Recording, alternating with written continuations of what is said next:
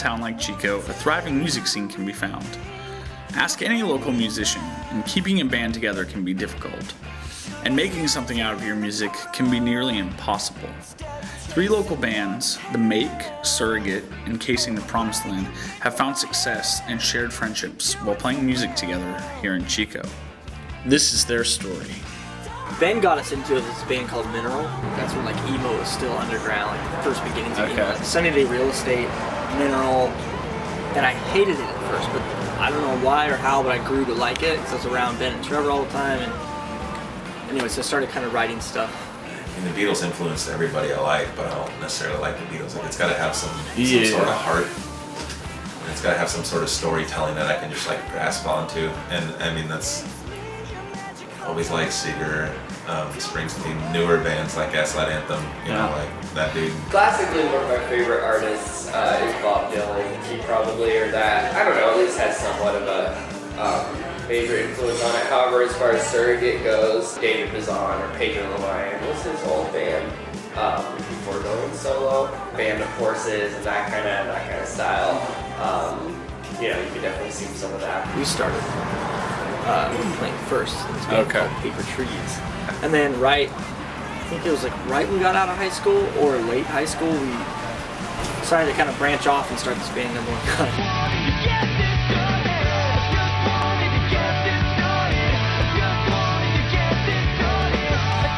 When Ben came in the band is when stuff kind of started to kind of happen for us a little bit.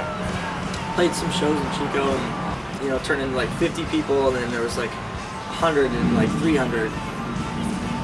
You know, it was crazy. Chris and I, let's see, we played in different bands, but I don't think that we ever actually played a show together. Kind of funny, before either of us were ever in Number One Gun, we just drive down the sack, just him and I, like, hey, so you're Chris, so you're Ben, like, you know, just kind of talking about music and stuff like that, and like, yeah, we're gonna go play for this band, like, friends of ours, whatever, we'll fill in, like, that's funny. With no idea. You know, Jeff asked me to, you know, to fill in and help them out when they started doing stuff, and I'm like, okay, I'll help out in whatever way I can. Like, you know, I was living at home at the time, and that's when, you know, they talked as a band, because it was the 3 of them, and they said, hey, like, we want you in the band, you know, we're gonna do this record thing and whatever, and so went down to LA, recorded a record, and came home. Jeff got married, went on his honeymoon for a week, we practiced for a week when he got back, and then went on tour for like 3 months.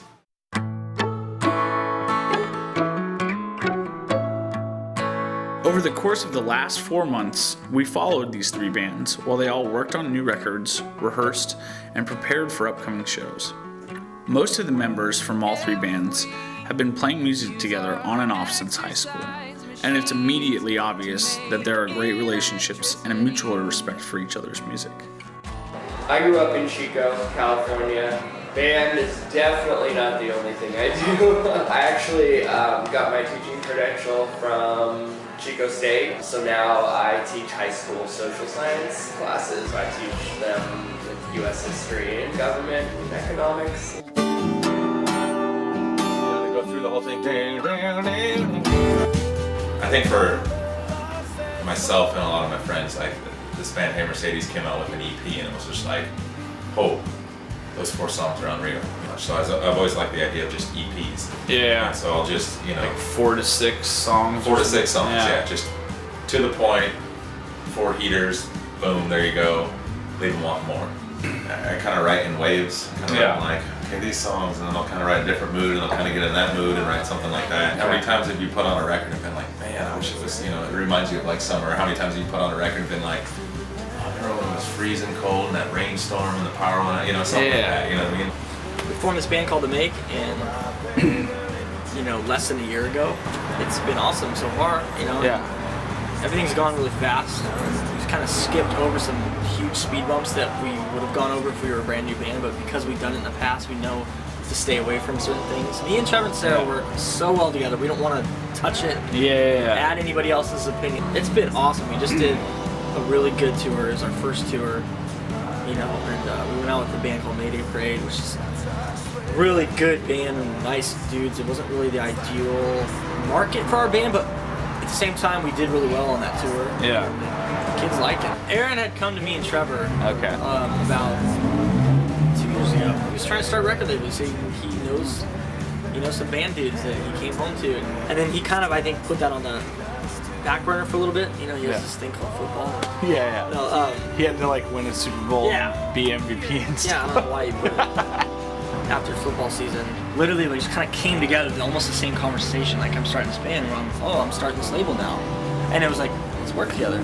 Let's create this rad situation where we're all friends working together and do what we want, you know? So it was a really cool thing. We, you know, did a music video for that song Get It, and we did that tour, and you know, we just got done recording our first full length that we were really excited about, so yeah.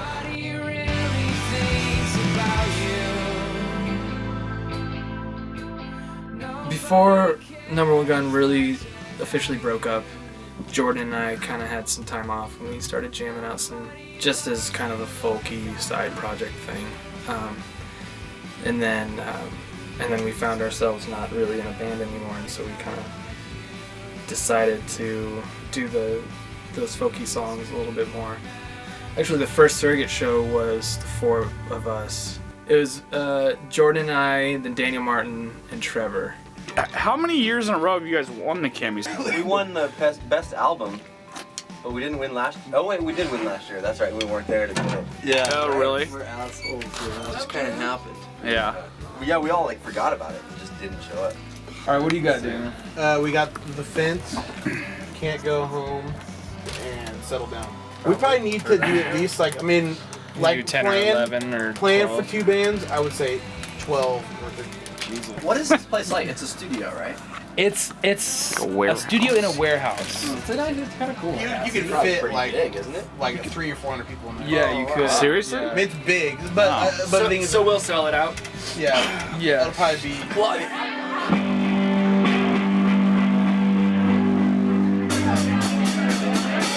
You know, I mean, I think there's various stages of success, and I think it depends on what you want to do with your band. Personally, I think that we, as Surrogate, have been very successful in that we've got to play music together for like 5 or 6 years now. And you know, we get to play shows around town, and you know, we've made enough money to sustain the band part of our lives. That's another part, you know, that we've got to do is put out a couple albums and an EP now, and so you know, I think that we've been successful in that extent, you know, and I think that that's really what we want to do is just be able to play music and have fun doing it. Play music that, you know, people want to come listen to. In order to tour and all that stuff, you know, full time and enough to really make it, I feel like you can't really have a day job or have something that's holding you back, because you really don't got to go out on the road, you know, full time. But in order to go out on the road full time, you have to be making enough money to not have a job at home. For us, though, at least for now, it's just getting to write and record music and get it out to people. Call my place after night. The goal when we first started Surrogate, it was sort of like a decompression from the last few years being a number one gun, being gone 9 or 10 months out of the year, not being able to see girlfriends and wives and stuff all that much. So Jordan and I had kind of set out for this to be, like you said, like a super hobby. Like maybe we could make a little bit of money on the side, and do tours every once in a while, but it wouldn't be like our livelihood. People in home make their way, resurrection creep. The Make just finished recording their debut record that will be released in the coming months.